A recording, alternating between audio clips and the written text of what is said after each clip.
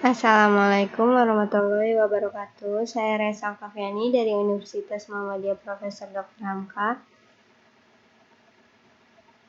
Fakultas Teknik Program Studi Teknik Informatika. Pada kesempatan kali ini saya akan menjelaskan tugas atau assignment ke-10 mata kuliah Data Mining kelas 6B, dosen pengajar Firman Nur Hasan, Eskom MTI. Nah, ini adalah pembahasannya. Daftar gambar, daftar tabel. Nah, pada kesempatan kali ini saya akan membahas tentang penggunaan algoritma K-means. Terapkan teknik clustering menggunakan algoritma K-means terhadap data latih di bawah ini dengan jumlah kelompok K sama dengan 2. Nah, ini datasetnya yang terdiri dari 6 baris dan 2 kolom. Nah, ini berikut langkah-langkah perhitungan manual algoritma K-means. Pertama, siapkan dataset. Dataset terdiri dari 6 baris dan 2 kolom.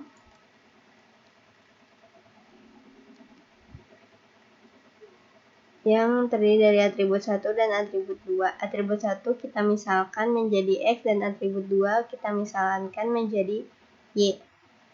Yang terdiri dari 1, 4, 5, 8, 9, 2. Dan untuk Y 3, 2, 6, 7, 11, 10. Kemudian angka kedua, tentukan jumlah klaster. Dari dataset berikut akan dibagi menjadi 2 kelompok atau klaster sehingga nilai K pada perhitungan ini berjumlah 2 atau adalah 2. Lalu pada langkah ketiga, pilih titik senteroid secara acak. Pada langkah kedua di atas, dataset akan dibagi menjadi 2 kelompok atau klaster. Sehingga titik senteroid yang dipilih juga sejumlah 2, yaitu titik senteroid C1 dan C2. C1 berisikan X sama dengan 2 dan Y sama dengan 4, dan C2 X sama dengan 5 dan Y sama dengan 9. Nah, ini bentuk visualisasi data ke dalam diagram Cartesius dataset tersebut. Nah, untuk titik yang orange ini adalah titik senteroidnya, yaitu X C1 X sama dengan 2 dan Y sama dengan 4. Lalu C2 X sama dengan 5 dan Y sama dengan 9. Nah, titik yang biru adalah titik dataset yang tadi berjumlah 6 baris dan 2 kolom.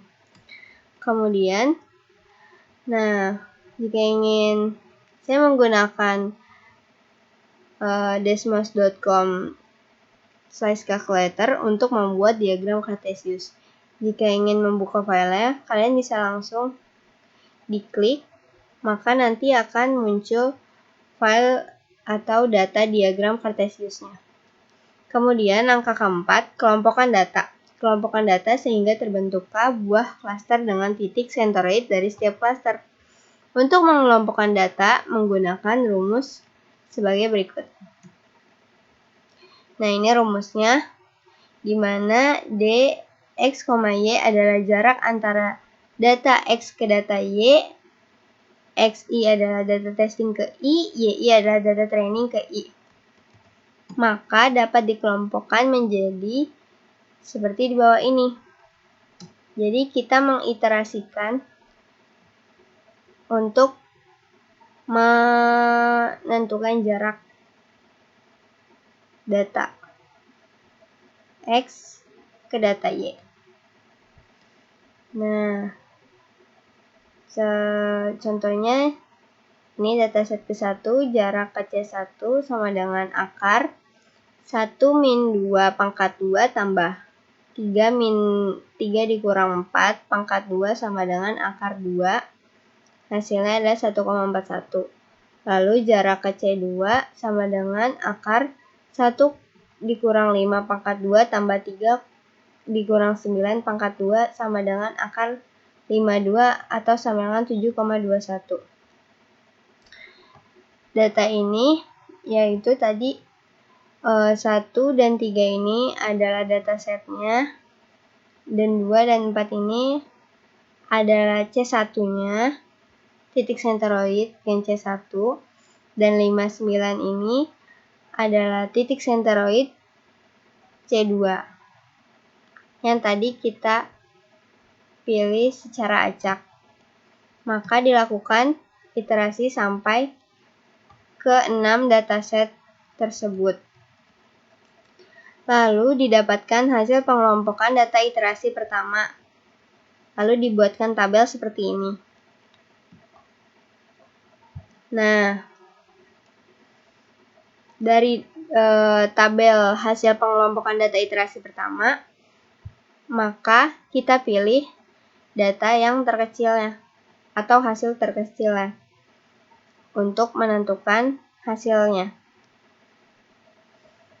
Nah, langkah selanjutnya yaitu perbarui nilai titik senteroid. Perhitungan manual titik senteroid lama menjadi titik senteroid baru menggunakan persamaan sebagai berikut.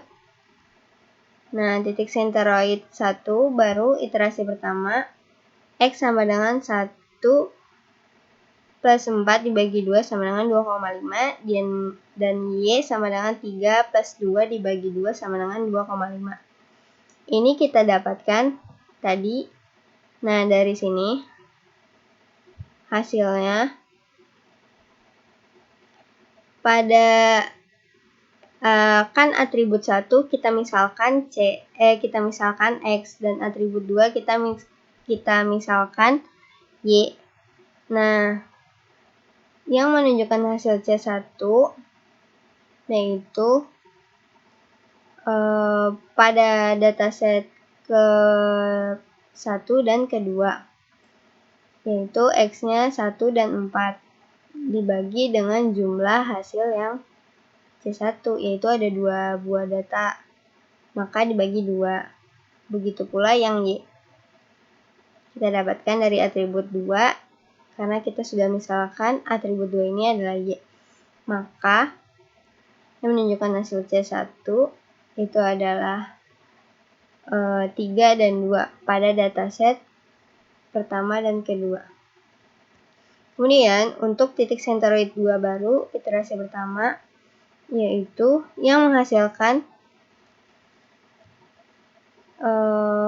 C2, yaitu untuk X-nya sama dengan 5 plus 8 plus 9 plus 12 dari sini, lalu dibagi jumlah hasil yang C2, yaitu ada 4, maka dibagi 4, maka dihasilkan 8,5. Begitu pula yang Y. Kita dapatkan ada 6, 7, 11, dan 10 yang menghasilkan C2. Lalu, tabel titik senteroid lama, kan yang kita pilih secara acak tadi adalah C1-nya X-nya 2 dan Y-nya sama dengan 4, lalu C2-nya X-nya 5 dan Y-nya 9. Kemudian setelah diiterasikan dan diperbarui nilai titik senteroidnya, maka didapatkan titik senteroid baru, yaitu C1 X-nya sama dengan 2,5 dan Y-nya 2,5. Begitu pula C2 X-nya 8,5 dan Y-nya 8,5. Lalu langkah ke-6, ulangi langkah ke-3 sampai 5 sampai nilai dari senteroid tidak lagi berubah ketika kita iterasikan. Maka kita ulangi lagi tadi untuk mencari jarak data X ke data Y. Nah, kita cari lagi jarak ke C1 dan jarak ke C2-nya. Tetapi bedanya kita menggunakan nilai titik senteroid yang baru, yaitu X sama dengan 2,5 dan Y sama dengan 2,5. Dan untuk C2, X-nya sama dengan 8,5 dan Y-nya 8,5. Maka kita hitung seperti ini. Jarak ke C1 sama dengan akar 1 dikurang 2,5 pangkat 2 ditambah 3. Lalu selanjutnya, begitu juga yang jarak ke C2, yaitu sama dengan akar 1 dikurang 8,5 pangkat 2 ditambah 3 kurang 8,5 pangkat 2. Lalu hasilnya akar 86,5, yaitu hasilnya 9,3. Kemudian kita lakukan selanjutnya sampai ke dataset ke-6. Lalu didapatkan hasil pengelompokan data iterasi kedua. Nah, maka didapatkan hasil seperti ini. Setelah data dikelompokkan, langkah selanjutnya adalah memperbarui nilai sentroid. Jika nilai sentroid lama sama dengan nilai titik sentroid baru, maka iterasi dihentikan dan didapatkan kelompok atau klaster. Jadi kita hentiin sampai angkanya tuh sama hasilnya. Nilai sentroid lama sama titik nilai sentroid barunya tuh sama. Maka perhitungan nilai sentroidnya, titik sentroid 1 baru iterasi kedua, yaitu sama seperti yang tadi di posisi X sama dengan 1 dan 4. Lalu dibagi jumlahnya itu ada 2, maka dibagi 2, dapatkan 2,5, begitu pula yang Y-nya. Nah, titik sentroid 2 yang baru, iterasi kedua juga sama, yaitu didapatkan X sama dengan 5 tambah 8 tambah 9 tambah 12 dibagi 4. Karena jumlah data yang didapatkannya 4, maka dihasilkan 8,5. Maka kesimpulannya, berdasarkan perhitungan di atas, untuk nilai sentroid baru iterasi kedua didapatkan hasil yang sama dengan nilai titik sentroid baru iterasi pertama, sehingga didapatkan data masing-masing kelompok. Dapat disimpulkan bahwa hasil clustering dataset setelah dihitung dan dibagi menjadi 2 kelompok, yaitu kelompok pertama terdiri dari data nomor ke-1 X sama dengan 1 dan Y sama dengan 3. Data nomor kedua X sama dengan 4, Y sama dengan 2. Lalu kelompok kedua terdiri dari data nomor ketiga, yaitu X sama dengan 5, Y sama dengan 7. Dan data nomor keempat, X sama dengan 8, Y sama dengan 6. Lalu data nomor kelima, X sama dengan 9 dan Y sama dengan 11. Lalu data nomor keenam, X sama dengan 12 dan Y sama dengan 10. Maka hasil pengelompokannya seperti ini. Dan algoritma K-means masuk ke dalam penerapan data mining clustering. Clustering adalah data yang tidak mempunyai label atau kelas, sehingga sering disebut dengan teknik unsupervised learning. Jadi tujuan dari clustering ini adalah untuk pengelompokan data ke dalam beberapa cluster berdasarkan tingkat kemiripan. Tingkat kemiripan dihitung berdasarkan jarak antar data yang sudah kita lakukan tadi.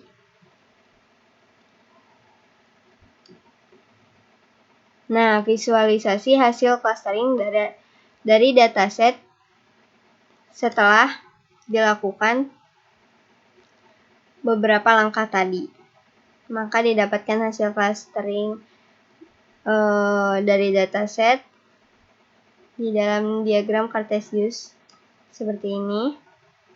Nah, ini menggunakan titik sentroid baru, yaitu C1X sama dengan 2,5 dan Y sama dengan 2,5, dan C2 X-nya 8,5 dan Y-nya 8,5. Dan titik yang biru yaitu titik datasetnya masih tetap sama karena kita menggunakan dataset yang sama. Nah, ini referensi yang saya gunakan